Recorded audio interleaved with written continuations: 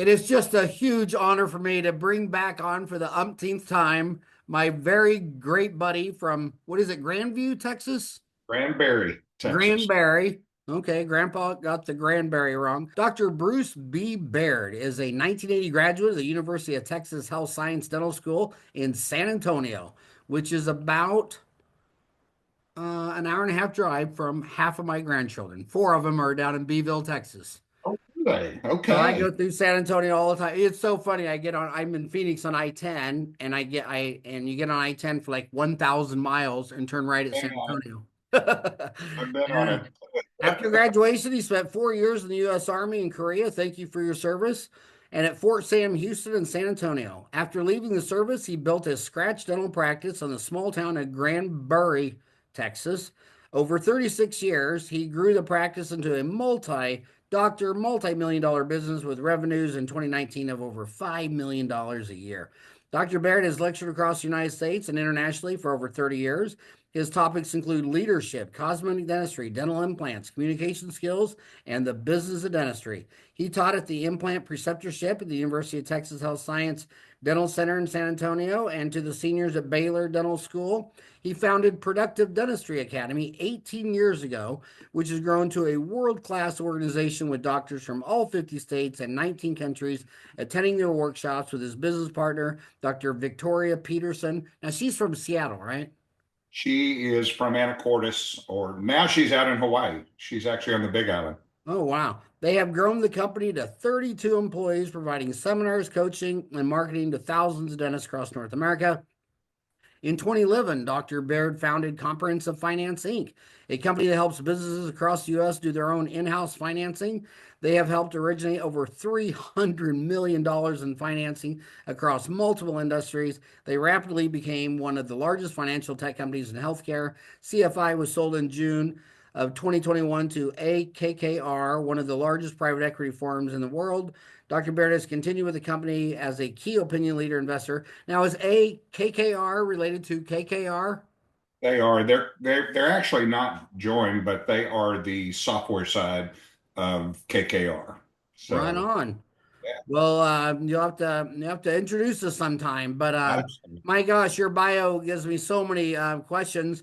Can I should be letting you talk, but serve me right if didn't you do it, building that up to 5 million? Didn't you do a lot of M&A activity? Didn't you like when a dentist would retire in Granbury, you'd buy him out, or what was M&A acquisitions a big part of going to from 0 to 5 million? It really was not actually in town. There were only five dentists in town when I started. So it was today there's 34 dentists, I think, in our town. So it's grown pretty drastically.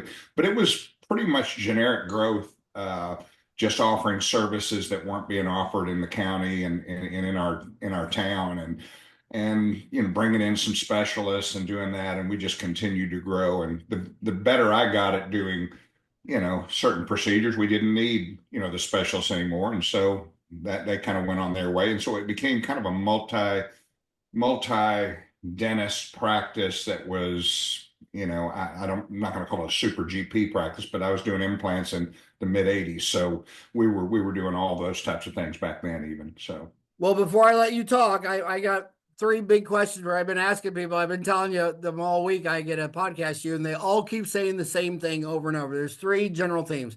Number one, they're a young dentist. They graduated with $500,000 of debt. They're scared, and a lot of them think they made the wrong decision. Some of them say, "My brother, he didn't go to college or anything, and he's a plumber now, and he makes more than me, but he doesn't have any debt." So I want to ask you, and a lot of them don't like people our age because they think we graduated in the glory golden years and we don't get it, and they graduated at the worst time ever and they're getting beat up. Number two is after COVID, they can't get their labor under 30%. They got shortages of hygienists. I mean, 20% of the hygienists dropped out of COVID. They can't find a hygienist. Some of them, their hygienists saying, "Pay me $50 an hour, I quit." And they're like, "Oh my God, I'm held hostage." And then lastly, third is their supplies bills have gone up. So their overhead's gone up because their labor's gone up and their supplies have gone up. And now the young folks are thinking, should I really go another $500,000 in debt and buy this practice? I'm already a half million. I'm working at a DSO. So if you could, I know we're both in our 60s, but if you could start off with talking to those 25-year-old kids who are like, what the hell happened to me? What would you tell that kid who's asking you, Bruce, you graduated in the glory days, the golden years. Do, Of do, 20% interest, those glory days, 18 to 20%. Yeah. yeah, I graduated from high school. It was 20.5% interest in 1980 with Yeah. double digit inflation and unemployment. But what would you say to that young kid today?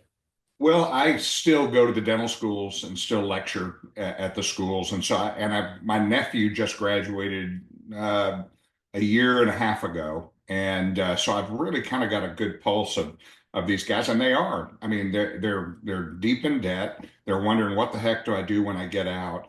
I have no problem with a dentist going and getting their skills, whether it be because what they have to realize is you probably haven't been taught everything yet. You're going to have to get out and learn it, and you're going to have to go and look at programs on Dental Town and go to actually some education and keep that at the top of your list. In other words, the better you get as a dentist, the better you get as a communicator, the better you get working with patients, the easier it's going to be for you. And I would say 3 to 4 years. Like I said, I was in the military. I learned a lot then and learned a lot about, efficiency and how to take care of my patients and that type of stuff. And so you don't really have that when you first get out of school. But what I would tell a dentist is, in my opinion, this is a phenomenal time to be a dentist. Patients, if you get locked into this PPO environment where, it really doesn't matter. We have successful dentists that are 100% in PPOs. We also have dentists that are very successful in 100% fee for service. So I'm not really trying to differentiate between the two, but the better you can communicate with your patients and the more comprehensive approach you have to the type of care that you give to the patients, overhead starts to go down. Most overhead problems that I've seen, and I've just been in 5 offices in the last 2 weeks, just looking at their numbers, looking at what they're doing, and it's very interesting. It's not an overhead problem. I mean, overhead's going to continue to go up, especially if your productivity doesn't change. So if you keep producing the same numbers, and you don't really focus on maybe new procedures, new technology, that type of stuff, then you're kind of behind the 8 ball, and you end up wondering. A lot of our docs that come to PDA are at 30% overhead with their team, and 28%, 31%, and they have a high, You talk about labor, yeah, labor cost. And 28 to 31. yeah. And I'm sitting there looking at them going, okay, well, how much are you marketing your business? How much are you, putting out marketing your business? 1%, 1.5%. I go, oh, okay. So where are all your patients coming? Well, they're coming from my contracts that I have with the insurance company. I said, oh, okay. And how old are most of these people? Oh, they're 25 to 40, 45. Oh, do they have a lot of work needs to be done? No. But whatever work you are doing, you're doing it at a 40% discount. Is that correct? Yeah, that's pretty much correct. I said, okay, well, let's look at this. What if we began a process of changing that to people who are coming because of a procedure that you do, some technology that you have, whether that be, back in the day, CERAC technology, whether it be, printing technology, you can begin, or the laser, the LANAP surgery, all of these things can differentiate you from 95% of the other dentists that are out there. And then you begin to market yourself and build a brand.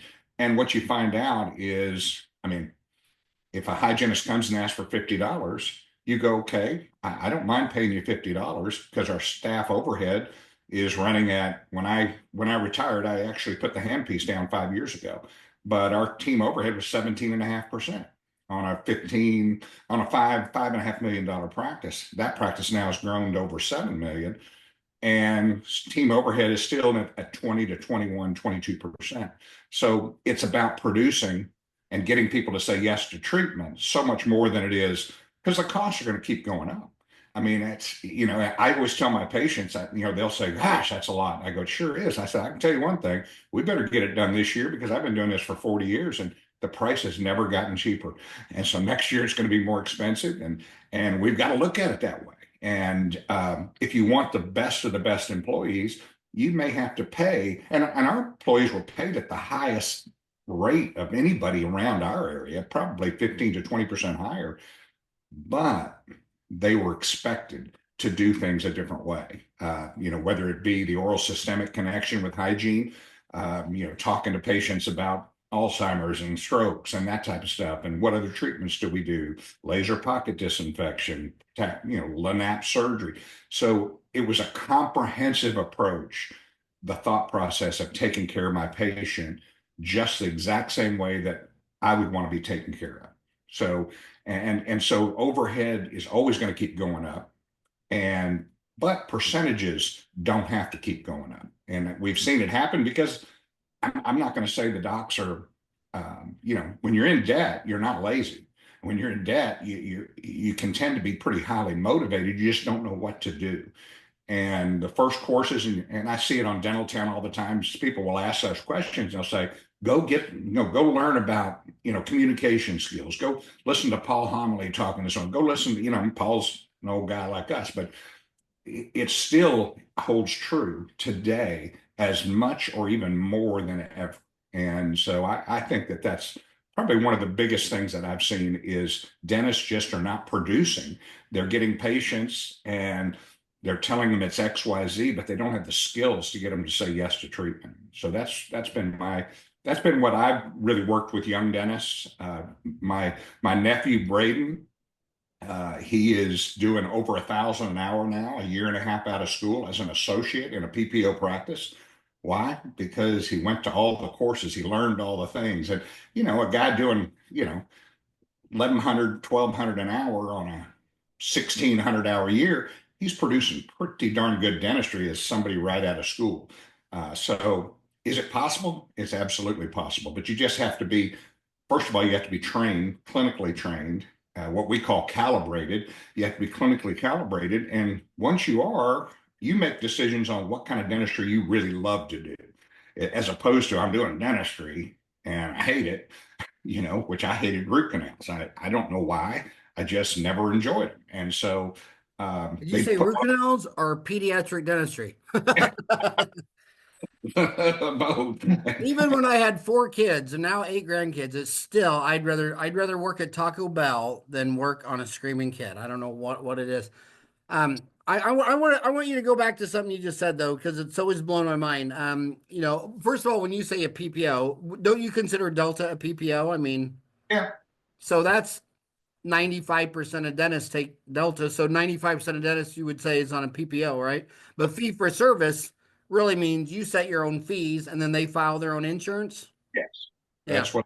But tell me this. Why do they not blink at giving up 40% of their fees and do it at 6 to 7? But then when you ask them, well, all the orthodontists, I mean, they spend 5 or 6% of sales on advertising. And then Well, these dentists, especially the ones my age, a lot of them still have never done any advertising. And then if they do 1% of advertising, they think they're doing all this advertising. It's like, and then also the bias with the kids is if you're a young puppy, under 40, they want to do all their advertising on Facebook and Instagram and Twitter and all this stuff. But I still see that the people that attracts are younger people that don't need dentistry. And then my dental friends doing the most implants, they still have a dollar size ad in the paper says dental implants, call here, and direct mail. And when right. you say to a young kid you should do direct mail, they look at me like, okay, you're really, really old. You might have dementia at this age. And it's like, well, the people who need all the dentistry, they go to their mailbox. They don't log on to Instagram and Facebook. So just answer, why do they not blink at lowering their fees 40%? But then when you say, well, spend 5% on advertising, then no way. Yep. Well, what we found is we recommend at Productive Dentist Academy, we recommend an 8% marketing budget. I did it for 25 years. And I would look at previous month's collections. We'd collect 100,000 and I'd market 8,000. Then we started doing 150 and I'm marketing 12,000. Then we're doing 300 and I'm marketing, and all of a sudden I've got a $24,000 marketing budget.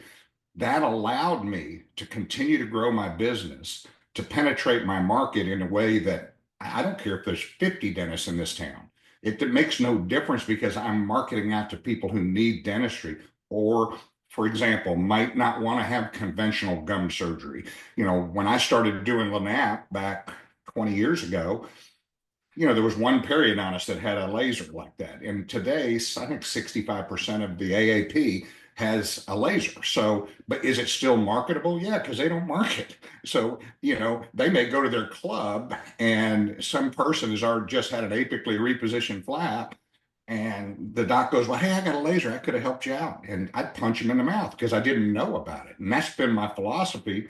If I had a child or one of my grandkids that had a condition, and I find out, we look around the world and we're trying to find out what the best way of taking care of this kid is. And then I find out somebody at my club is like a world-renowned expert, and he tells me, oh, I could have fixed them up. I want to punch him because they're not getting the word out. So when I say advertising and marketing, it's not 2-for-1 happy hour. It's not that kind of stuff. It's educational marketing to people who need the stuff I like to do. So whether it be laser, whether it be CEREC, whether it be same day smiles using technology, I marketed straight to people who needed it. So now when they come in, first of all, they're expecting it to be a little bit more costly, and I could charge really whatever I felt like was an appropriate fee at that time. So marketing at 8%, what we've seen, and we work with offices all the time, they come to see us, they're at 80,000 to 110,000 a month. They're $1 million practice. But within 2.5, 3 years of marketing 8%, they've kind of whittled out some of the PPO stuff or the insurance stuff that's not really bringing the kind of people they want. And what ends up happening is they get this shift in their revenue, and they get a shift in their profits. It's not unusual to see them double their EBITDA in their practice in a matter of 18 months, because all of a sudden they're going like, okay, at first, I'll be honest with you, I never had, we didn't have PPOs back in 1980, but I went out and did a membership plan to the nuclear power plant that was right here, 15 miles down the road and had 16,000 employees. I said, I'll give you everybody 20% off. My fees were below everybody else's, but I wanted to penetrate the marketplace that I was in. I wanted to make sure that if somebody thought teeth, they thought Granbury Dental Center. And then as I matured in practice, I began a philosophy of saying, okay, what is it that I love to do? What are the things that I want to continue to do? What are the things that I want to bring associates in to do? And so it was a natural progression and a natural move for me. My partner, Jeff Buski, which I know you've met Jeff in the past, but Jeff now is producing. I thought this office is going to crater after I leave. I mean, I thought, oh my gosh, because I only worked 2 days a week the last 14 years, but I was doing 2 million in production. Jeff is working 3 days a week and he is freaking killing it. I mean, he's doing more dentistry than and the practice now is at 7 million or whatever. And so that just shows us how important we really are to the system. I mean, it went just fine after I left. So having good. So do you agree that when you do marketing, unless you're an orthodontist that wants a bunch of kids or a pediatric dentist, but you agree that the 40 and under don't need any much dentistry, and the 60 to 80 get it, the 80-20 rule. So Yeah. you're spending 8% in marketing. Were you focusing on older, and what type of marketing do you think brings you an older that needs a bunch of full mouth rehabs and big cases versus younger, which not really? Yeah, I mean, when you start marketing for periodontal surgery, for laser gum surgery, that's going to be an older demographic. When you start talking about and consistently hitting the marketplace with consistent marketing about, I joke, I market to train wrecks. Now, some of those train wrecks will come in, maybe 25 or 30. But most would be in their 40s, 50s, 60s, and on up. And so, again, I was marketing more towards what problems they were having and what solutions I had more than I was about their age or anything else. And I never I mean, if I had the easiest way to do a root canal and it was like almost like a magic wand, I still wouldn't have marketed it because I just don't like doing it. So, but that's kind of by having a focused approach, and that's really why we started a marketing company with Productive Dentist Academy, because everybody was doing like 5 or 6 different things, sending out flyers here and doing specials here. And we've never done a special on anything. It's always just been about some type of new technology or new procedure that puts them, you're not trying to differentiate yourself, but you really are, and that's where branding can really play a role. I'll tell you a story about it. I was really marketing implants heavy in the 90s, early 90s. And I had a buddy of mine, and I'm doing all kinds of dentistry, veneers, everything else. But I had a buddy of mine at the golf course comes up and he goes, "Hey, look what I did." He's showing me a smile. I'm going like, "Well, what'd you do?" He said, "Well, I had veneers." And I go, "Well, why didn't you come see me?" He said, "Well, I thought you just did implants." And I'm like, "Okay, I got to change my marketing." So I did at that time. I said, "Okay, I need to make sure that we are a comprehensive care type diagnostic place, and I want to make sure that if I love implants, I'm going to do that. But I also love doing veneers. I like doing crowns. I like doing dentistry." Um, so it just changed my whole thought process on marketing. It became, good grief, how many other patients are going and getting veneers done down at Joe's office when I could be doing them, and they're my buddies. I'm the one that's, that have known them forever. So it really changed my philosophy on marketing, and it became totally educational based. Um, it might be a good one was using CERAC and doing crowns the same day. I would prep somebody for an upper veneers, 10 veneers, or a couple of crowns and veneers. I would prep them in the morning at 8 o'clock. I had a great team with me that we would design, mill, do the whole bit. And at 4 o'clock in the afternoon, we'd put them in. And we do that every Monday and every Tuesday. And it would be like 2 hours, but people wanted their teeth today. They did not want to wait 3 weeks with temporaries. They didn't want to do any of that stuff. And so we found that little niche. We found the same niche with perio. We found the same niche with dental implants and with all on X. We were doing all on X 30 years ago. So, but it sure has changed, and it's still needed. Uh, I think it's being exaggerated a little bit. I mean, if you have 3 loose teeth, you end up losing them all. I'm not a big proponent of that. I think you should have a good clinical knowledge across the board and be able to help people. Really, my philosophy is, if I would do it in my own mouth, then I'd recommend it to you. Otherwise, I mean, I'm going to work with my gums. I'm going to get this thing done. I don't want to lose my teeth. Now, I do have 2 implants now. Why? Because I lost a couple teeth. So, but I'm only going to recommend to the patients. And that's really where we're working with this new program we're doing called clinical calibration, which we're actually taking docs and I'm asking them questions, literally going, "What kind of dentistry you like to do? If you were going to have a filling done in your mouth, would you want composite resin or would you want porcelain?" And every one of them goes, "Well, I'd rather have porcelain." I go, "Well, why aren't you doing onlays and inlays? Why aren't you doing that?" "Well, I don't know." "Well, it's because they don't have the technology. They don't have a CERAC or a fast mill now there's 100 of them out there, but they don't have the technology. Therefore, it's either a crown or a filling." And my last, my last probably 10 years in practice, I bet I put a biting ring and a sectional matrix on 3 or 4 teeth a month. The rest of the time, I was recommending to patients what I would have in my own mouth, which I've got in my mouth.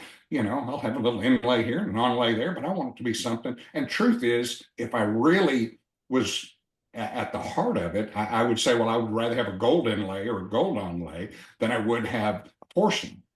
But I don't want to wait. So I'm a guy who's saying, "I don't want to wait. You got one shot at me. That's today." And if you've got 8 of these restorations, patients will say, "Well, can I just do one?" And you and I talked about this several years ago. 95% of all the crowns that are done in the US are done one at a time. I don't care if you need 10, they're still done one at a time. Yet no dentist would ever have 10 crowns done in 20 visits, And so patients will always say, because of insurance, "Well, what will my insurance cover?" "Well, they're going to cover 1,500. We've been saying that for 25 years. They're going to cover 1,500, and your portion is going to be 7,000. And they'd go one of three things. One, they'd say, "Yeah, I knew it was a lot. That's it. Okay, let's go to work." The other one would be, "Man, yeah, I knew it was a lot. I didn't know it was that much." "Well, how much do you think it was going to be, Howard?" "Well, I thought it was going to be 5. I didn't think it'd be 7." I go, "We can work out payments on the rest." Or they'll say, "Oh my God, I got 3 kids in college. I can't do any of that crap." I said, "Fine, let's get your gums healthy. Let's stop the decay. Quit drinking the Dr. Pepper. I'm caring about you just the way I would if I was in your situation." And I'll be darned, it works, and I might do buildups on somebody that couldn't afford to do something else. But if I gave the patient an opportunity to have a restoration that's going to bond to their tooth and give back 70% additional strength to that tooth using a ceramic material that has a chance of lasting the rest of their life, if they follow what I've told them about wearing an occlusal guard or not drinking Dr. Pepper and all those things, like John Coyce talks about the risk factors. If they follow that, then I think our dentistry should last.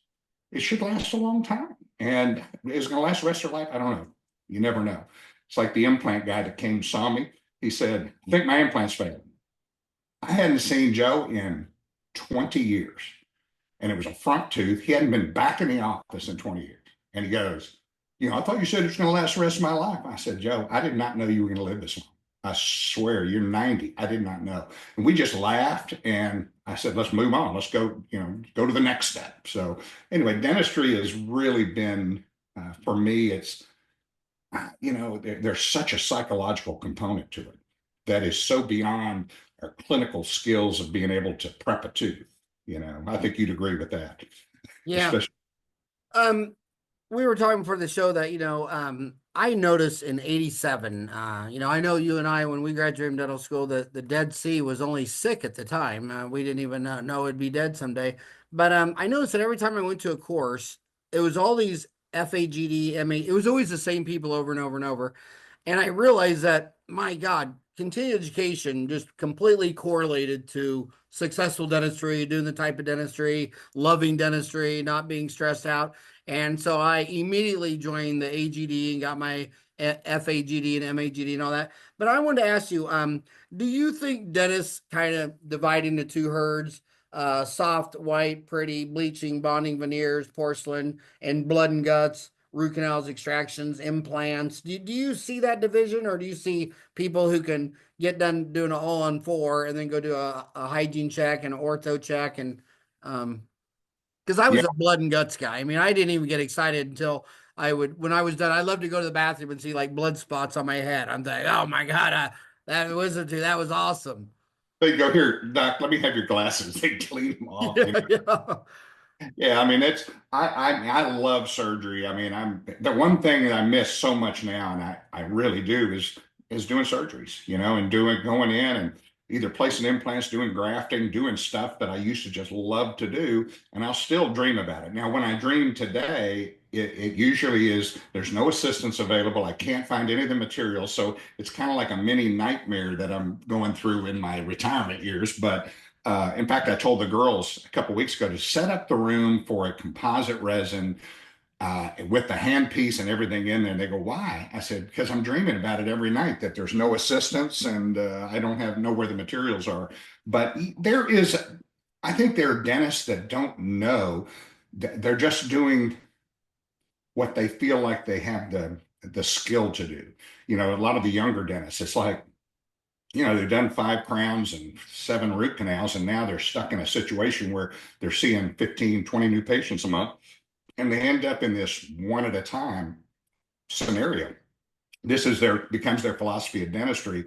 And what we've done is working with young dentists, a lot of young dentists, is getting them into a comprehensive mindset. They may not be skilled enough at this point to get there, but there are great courses out there. I mean, there are great places to go, whether it be going to see John Coyce. Of course, he's booked 3 years out. I mean, you have so much content on Dental Town. I mean, if you can learn a lot if you're committed to learning about anything. And that's where Braden, my nephew, has just, man, he has grabbed the bull by the horns.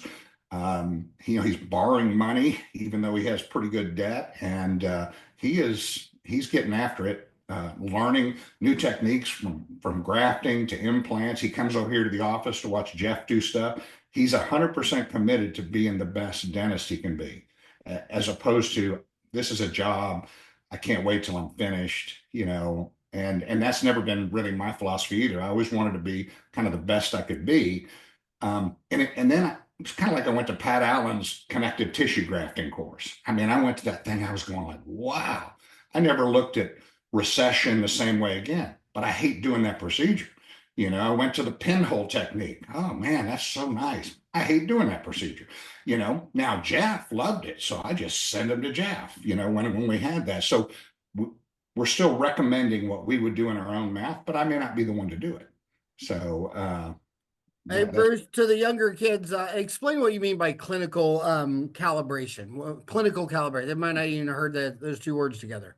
Yeah, clinical calibration is something that we're starting, a course now where we have the hygienists on evening programs. We have the team on evening programs. We have the doctors. We have associates.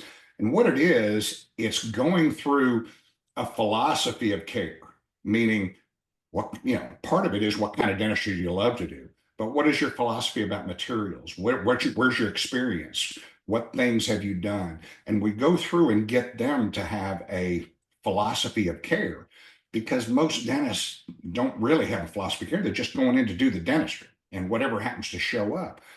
But I used to hire dental assistants that I just expected them to know what I liked and how I like to do veneers and how I like to do onlays, just because they were an assistant. So from my perspective, training became a big part of working with my team, clinically calibrating them, if you will. I wanted them to be calibrated with me on what I like, what I believe, how am I going to treat my patients. And I wanted everybody on the same page, from the front desk to my hygienist that worked with me for 15 years. She's now Michelle Hudson's probably one of the top lecturers now in oral systemic, because we really worked in that area, because I have a real interest in it, just to say, gosh, I didn't realize all of the bacteria that was affecting the brain and the strokes and all of these things. But as we came up with that philosophy, I wanted our whole office to be in that same philosophy. Sleep apnea, another great deal. My team is completely calibrated to the same philosophies that the doctors have. Interestingly enough, a lot of docs in an office, there's 3 docs, but they all have a different philosophy.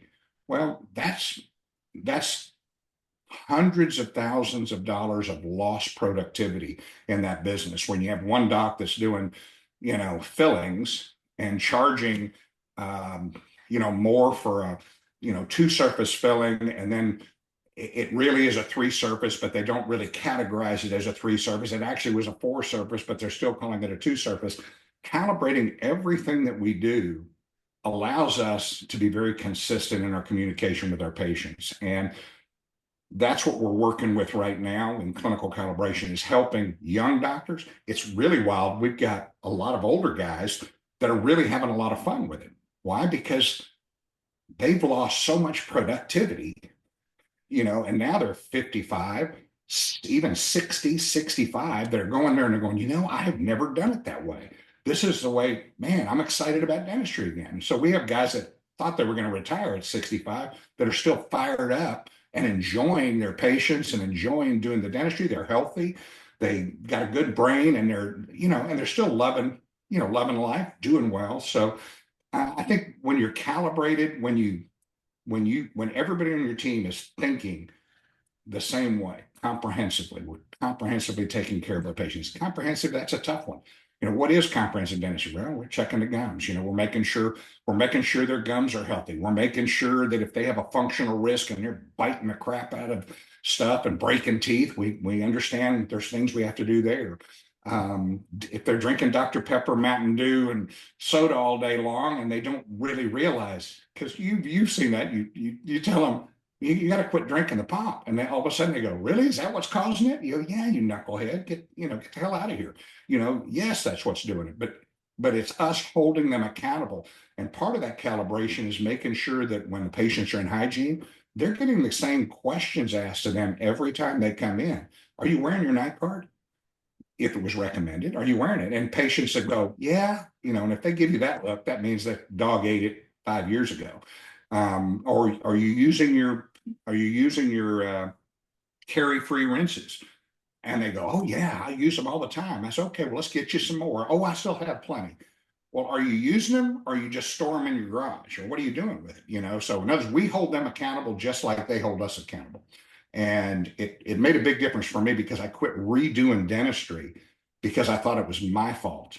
I always thought if something failed, it must be my fault. Because in dental school, if the cavo surface margin wasn't at a 90-degree angle or whatever, they'd give you a C on your prep. Well, the truth is that's not why it failed.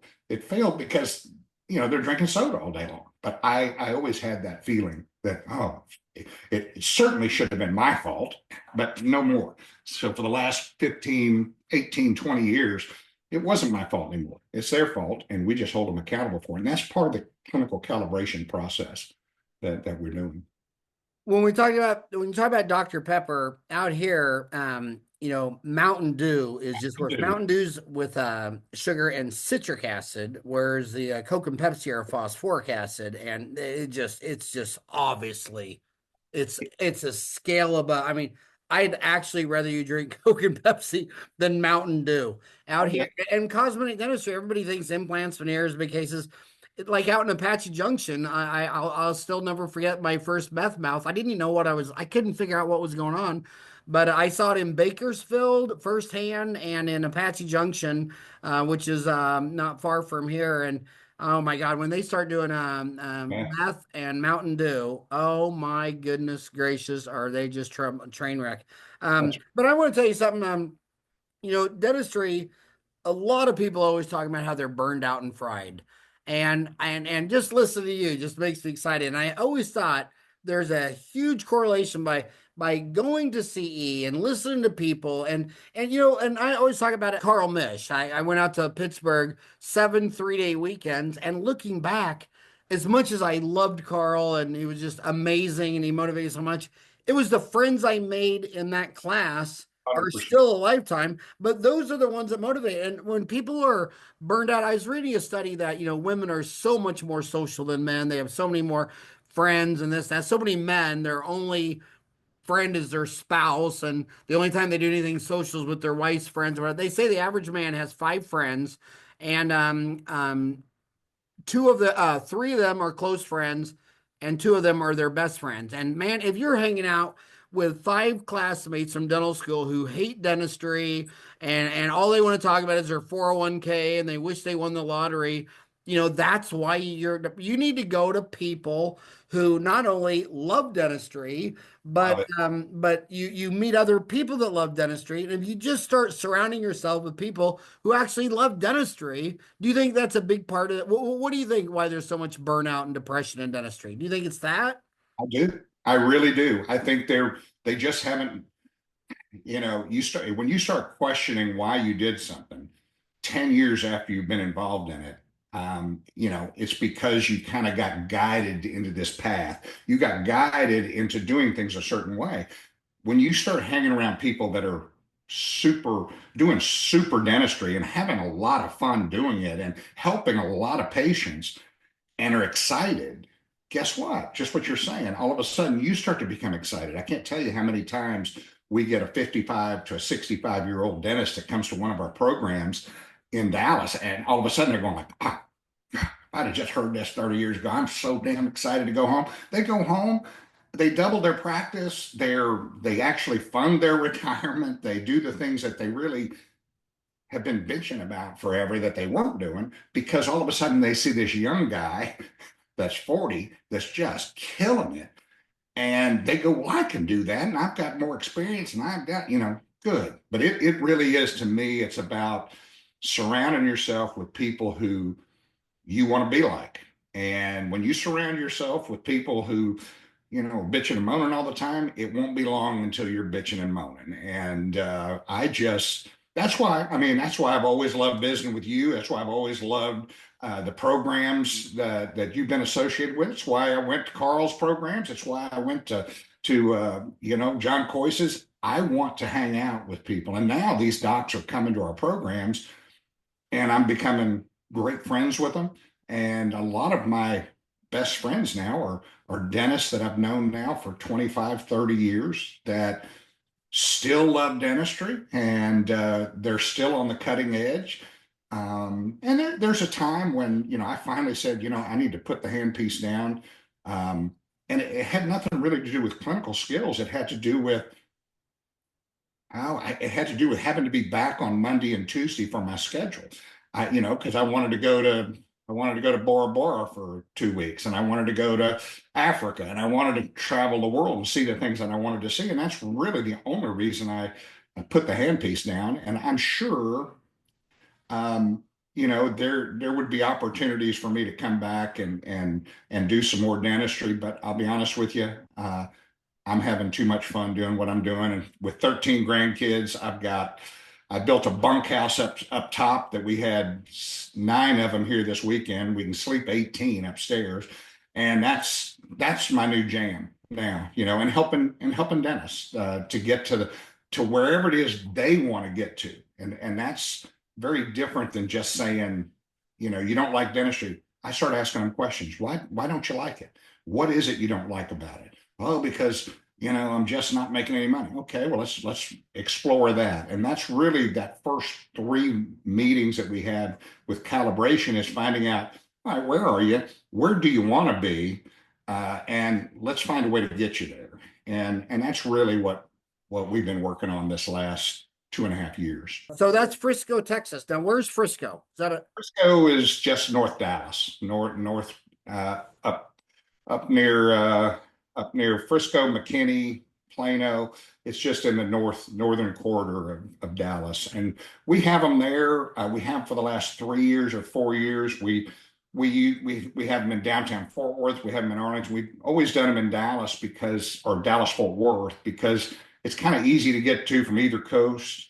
It's a 3-hour flight pretty much from anywhere. And that's why we've done that. But our September was our 20-year anniversary. We had 430 people there. We had Emmett Smith come and gave a talk. We had the Dallas Cowboy cheerleaders inducting our Hall of Famers, who we call that have been with us forever and have become family. So it was a blast. This seminar we're doing this next week is going to be back to the regular, but we've had a lot of fun doing them, and I'm hoping to continue as long as I can. So, and the other thing about having great friends, I remember when my first dental implant failed. Oh, I was so depressed. yeah. And all the people that love you, your mom, your dad, your spouse, nobody can help you. And then I was telling some dentist about it, and he's like one of those burnout dentists who hates dentists and only wants to talk about 401ks and investing and everything. And he was saying, that's why he didn't do it. But I called one of my buddies from Messi. He's like, dude, man up. I mean, if did you really think you were going to get an implants and never have a failure? He goes, what are you, delusional? Are you drinking? What the hell? Well, how could you think? And I told him that I didn't think I should do another implant until I came out and spent a day with him. And he goes, you're not invited. You're not invited. You need to get back on that horse. You know how to ride a horse. Yeah. And guys like that and a lot of these times you're burned out. You're like, I don't know what to do. And then they go listen to someone like you who can add, several $100s of hour. I mean, I know so many dentists who said that they went to your course and they thought that you were full of it, that there's no way you could, do $1,000 of dentistry an hour, and they were doing like 250. And they said within weeks they increased $300-400 per hour every hour they worked, and they were fired up and we're social animals. And if you're feeling down, well, go suck all of Bruce's energy out of him. You got so much positive energy, you'll just fuel them up and they'll get back on that horse to go. I want to ask you another question. I always want to focus on the young kids, and the young kids. A lot of them, they believe that you got to go rural. Do you think it's a smarter business decision to go rural than urban? Are you seeing that Like most of the dentists I know that are 100% fee for service. I mean, they're not in Phoenix. They're not No. in downtown LA. They're always rural. Half the country is rural. What do you think of the urban rural debate? Being that when I got out of the military, I was thinking about opening a practice in San Antonio. And I looked and looked and of course traffic, the whole 9 yards. I thought, well, that's what I would do. And then I came to Granbury and I grew up maybe 50 miles from here. And I thought I don't want to be back close to home. I ended up going in a rural area, small town, 3,000 people, and you can build whatever kind of practice you want. Um, Literally. And I think it is easier in a rural community to do that. I've worked with a lot of docs that are in downtown Dallas, and there's a different marketing strategy there, to differentiate yourself from the other 40 people in your building. That's a different strategy. But if you're a young dentist, and I would say unequivocally, go get the skills. Go, you don't have them now. I'm sorry to say, you just don't. I would go to as many courses as I possibly could. And I wouldn't mind working in a DSO. I wouldn't mind working in the military because that's what I did. But get you 3 or 4 years, plan your plan, look at where you want to find out. This is where I want to be. You should be able to find that out by the time you're 28, 29 years old. Okay. Now, let's go do it. Now, if you want to go in as an associate in that area first, that's fine. Or if you say, there's a lot of practices available out there that solo practitioners are selling. Although they're just selling to DSOs, but the DSOs have kind of cut that out. If you're a small practice and everything else, they don't want you anymore. Now they want the $1.5 million, $2.5 million practice. But I just saw one today, North Dallas, available, 4 ops with another op plumb that you can, it's already plumbed. The guy has some medical problems. He's got one op. I'm sorry, he's got only been working 1 day a week because of these medical problems. And they're selling the whole place for 275,000. And he's got 500 patients.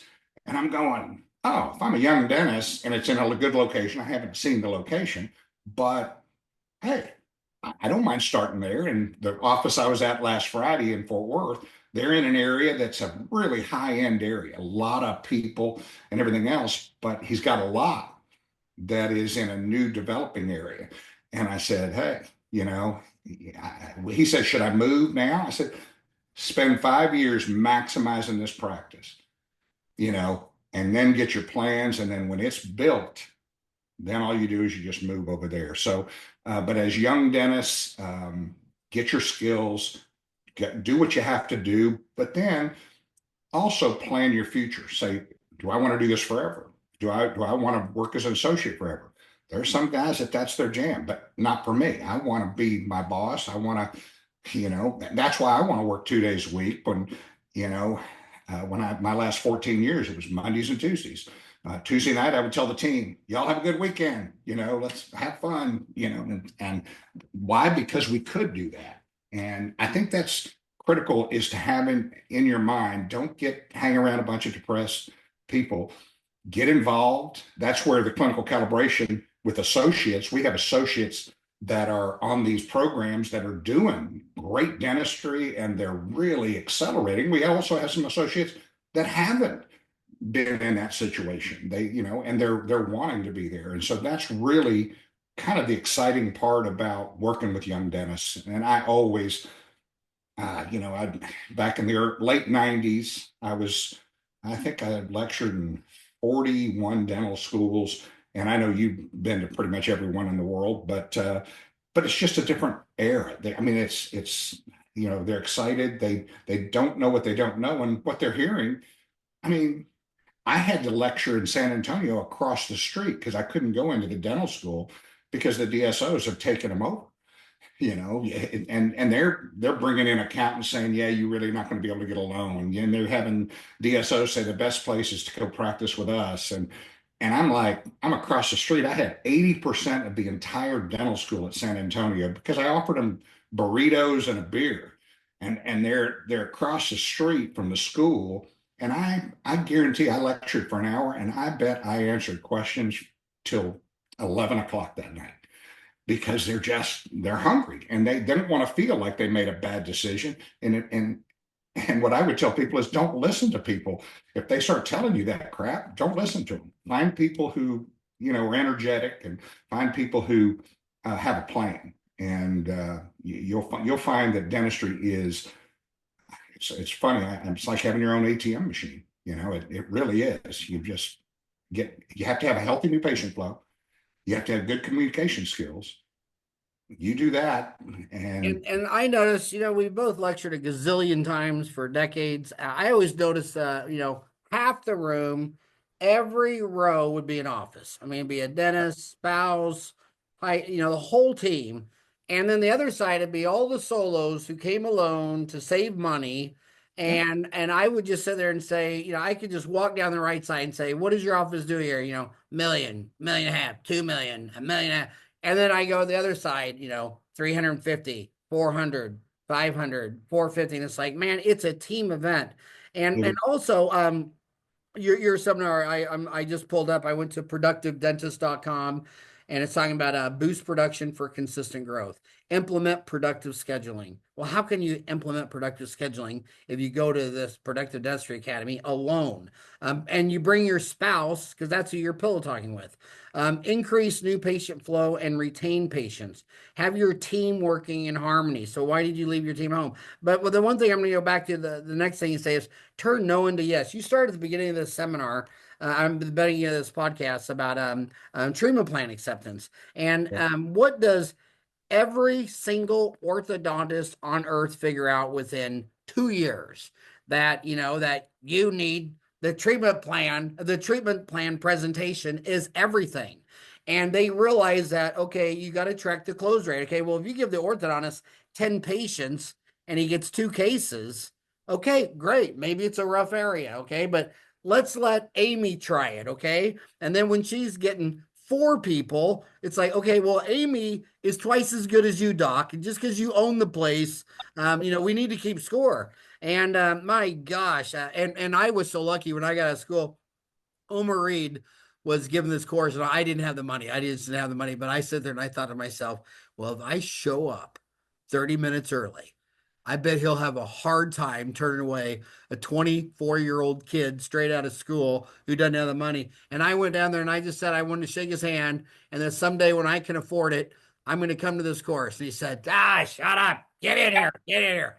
that's And exactly my right. gosh, and then I would drive down there when I had a cancellation or nothing going on. I just walk in his office.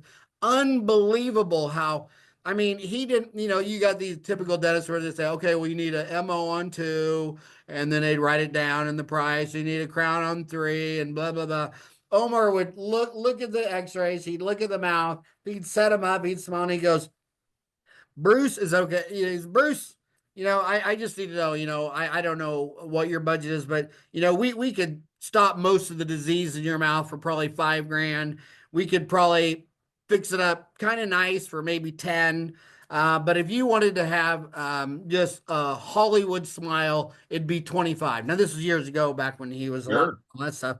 He died right at the beginning of COVID. And they would just sit there immediately say, you know what, I want to do the 5. Or they'd say, well, I want to do the 10.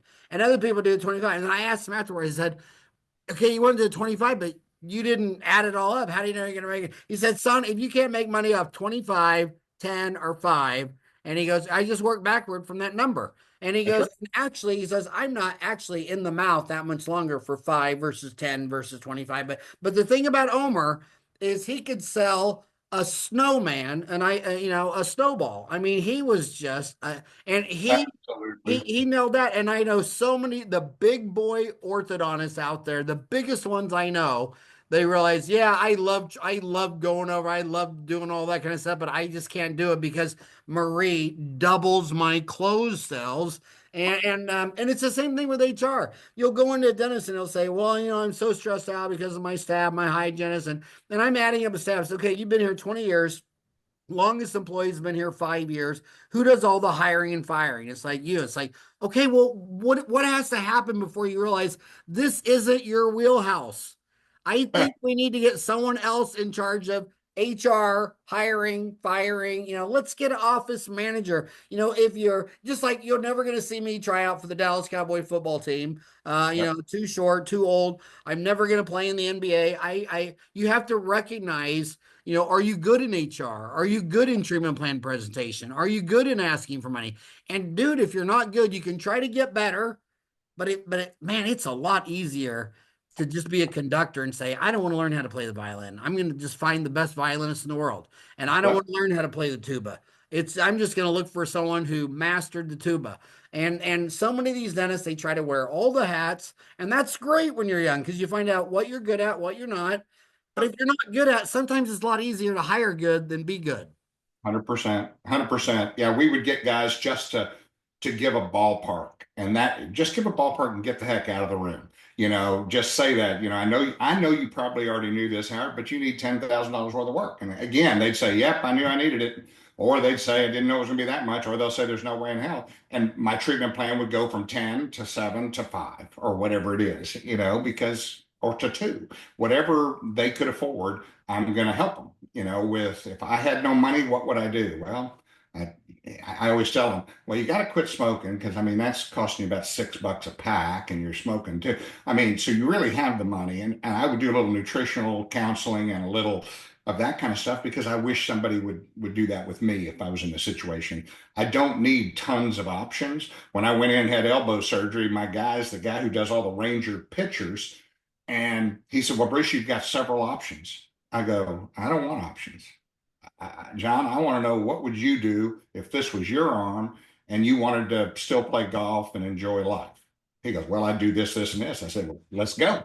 And that's what I try to tell dentists. People are coming to you. If they're just coming because you're signed up for their insurance company, well, they're going to bitch and moan and they're going to gripe about you and they're going to write you a bad deal. People will do that anyway. But if you're marketing to people who need the services you love to do, well, guess what? You're going to be more excited about it. You're going to be, your whole attitude is going to be better. And when your attitude's better, good grief. I mean, things happen. And, it's the hardest time to do a treatment plan is when you have to get the money, and that's why you want a healthy new patient flow, because I can tell them what I would do in my own mouth. And if some say yes, great. If some say no, I'm disappointed, but I'm going to still get to do dentistry on them. And that's really been kind of my philosophy in doing it. I want you to talk about your book on Amazon, which has got amazing reviews. Tell us about your Amazon book.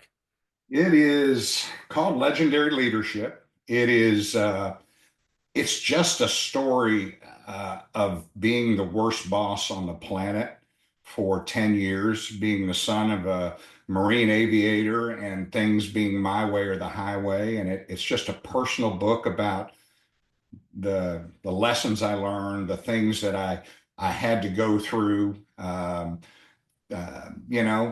little stories about divorce and little stories about just failure, and then also some stories about success. So it's more of it's a personal, it's just a personal story basically.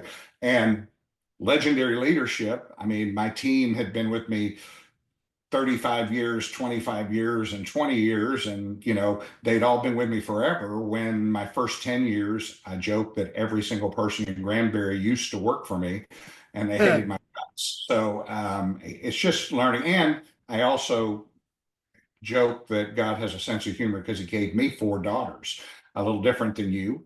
So I had to learn to speak a little bit of a different language to the girls. And that really helped me. I mean, it was either that or my girls were going to, hate me. So I had to learn to speak their language. And so that the story talks a lot about that. And a lot of Legendary leadership, how ordinary people become uncommon leaders. I thought that was so cool. Do you ever look at a leader and admire how they make it look easy, or cringe and wonder who in the heck put this person in charge? Leadership is often assumed with business ownership and job titles, but that doesn't guarantee success. I know because early in my career, I felt like the worst boss in the world. Thankfully, it didn't stay that way. The reality is the world is hungry for strong leadership more than before. Do you wonder what kind of leader you are? No matter where you are in your career, if you aspire to be a better version of yourself, you can become a legendary leader. That's why I've written this playbook for you. Insider strategies I've developed from over 30 years experience have helped thousands become the leaders our employees, families, and communities deserve. Become the best at whatever you do. And I think you should buy this book and have Bruce autograph it and March 13th to the 15th at your PDA deal. And I'll make you a bet that 5 years from now, your biggest takeaways will probably be three or four other uncommon dentists that they met at the PDA because oh my God, I mean me, like say me going to Carl Mish Yeah. changed my whole course just on the lifelong friends that you made there. And it's the same thing that from when I went to Pinky, it's like I don't even really remember that much about what Pinky actually taught me. I just remember the debates in the hotel till 12 o'clock in the morning. No shots of uh what is that cinnamon stuff? That's Fireballs. yeah, no shots of Fireball were taken, I assure you. Sure. Lonely bullet. But yeah, I think the debates, I think the arguments after Pinky let out five, we'd go across the street to that resort, and then we'd argue about everything we learned till midnight. And Sure. and it was just so much fun, so much informative. But by Legendary Leadership and read the book. And by the way, when I went to see Dawson, not only did I buy his book, but by reading it before, well, then you got to go. You got to have an autograph signed by because I got three books autographed and signed by GV Black, and Wow. that I found at a gosh darn, you're not going to believe this, in an estate sale. And when all I saw in the estate sale is Doctor So and So, and I'm like, what kind of doctor? Is it dentist? I said dentist estate sale. It's Saturday. That sounds fun. Yeah, three autograph books by GV Black for like Oh, my God. and grandma like three old books. I mean, I think she wanted $5 a book, so I had to give her $15 for three autograph books by GV Black. But the thing is, same thing with Carl Mish. Man, you'd read the book and you go down there, so everything he's saying would be you're hearing it for the second time and the third That's right. time, and then That's right. people would ask questions, and I think, my God, he answered that in the first chapter. Same Yeah. same thing with all these guys. Read Yeah. his book. And by the way, I want to thank you personally because you have so many podcasts on Dental Town with some of the greatest. You have 8 pages of podcasts. I've listened to every single one of them. And you got a 30-minute commute to work. Perfect. I mean, they're just awesome. And I know you're never going to tell me about this, but I know you're not supposed to do this, but a lot of times I go to sleep, I'll put on a podcast and I'll just fall asleep to it. And so, Bruce, I've slept with you several times. I have fallen asleep to you at least eight Sure. pages. Yeah, and it's just great. It keeps your mind focused. Because a lot of people, they're all worried about stress. By the way, let me say something to the dentists that are stressed out. You look at their posts on Dental Town. It's like they're listening to there's so much toxicity in the world between the Russia Ukraine war, China going into Taiwan. We just had a very stressful election that split the country in half. And it's like, dude, you're never gonna have any impact. I mean, your one vote ain't going to determine the president. Anything you believe isn't going to affect the Putin and Xi. And when you spend all your time listening to all this toxic stuff that Yeah. you can't do anything, and I noticed that with one of my boys one time. Whenever the reason I had Grant Cardone on my show a couple times, and you should have him on your show. He's just an amazing guy.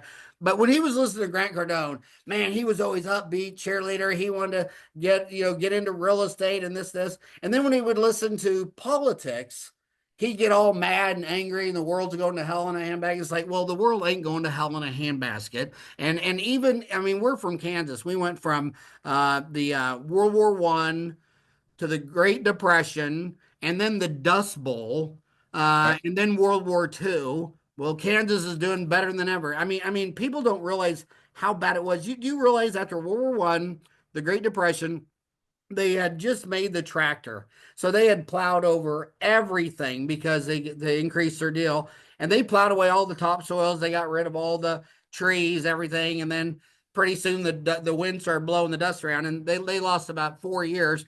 When that dust settled, 1/3 one third of the homes were empty, and it would be a year or two before anyone saw dogs, cats, squirrels, coyotes. They had eaten everything alive to survive. And then dentists are telling me about how these are the worst times ever. It's like you don't even know what the worst times are, but quit focusing. Quit focusing on things you have no control over that are toxic and don't make you happy. And Amen, brother. I only listen to two things on YouTube. I'm either working or working out. And my God, I love it. You know, you're thinking, I don't want to go to the gym today, but you wake up and while you're getting ready, you know, you're listening to a YouTuber of your favorite weightlifter or calisthenic or whatever, and he's giving you a new trick of a new workout, a new exercise, something different, and you get pumped up. And then you listen to dental podcasts, and you just, you know, when toxic friends go, you know, I got so many dentists that I know when they call, what they want to do is just whine and bitch for a half an hour. And I used to swallow all that crap, and I thought, I mean, it's negative energy. You need to go find a bitch and stitch club where you bring your crochet and just bitch and stitch. I don't want to bitch and stitch. I want to get excited. So keep your thoughts motivated. Hang out with motivated people. Buy that Amen. book. Go to the Productive Dentistry Academy. Take all your staff. Have Bruce sign the book, and man, the future is yours. It's attitude determines your altitude and your aptitude. You just got to get your head on straight. I agree 100%. I agree 100%. Thanks, Howard. All right, on that note, man, thanks for all you have personally done for me Yeah. and Dental Town. I mean, so many people say, oh, I love Dental Town. And then the first thing that they mention is you and your podcast and all that stuff. So, man, thanks for all you have done for me personally. And I can't tell you how many times I gone to your lecture and walked out on fire. Yeah, it's a pleasure. It's always a pleasure. Anytime I get to talk to you, I'm more fired up. So that's why you and I, stay fired up because we hang out with people who are fired up. So I don't have time for the bitch and stitch, just like you're saying. So Yeah, you can't control it. Just work on what you can be happy and control. I agree. All Thanks, right, we'll Howard. keep it real in Texas. And one of these days, next time I go visit my grandkids, I'm going to have to come by and see you. Holler at me. Yeah, it's not that far. I'll be down there. All All right, right, buddy. buddy. Have a Thanks. good one. You too.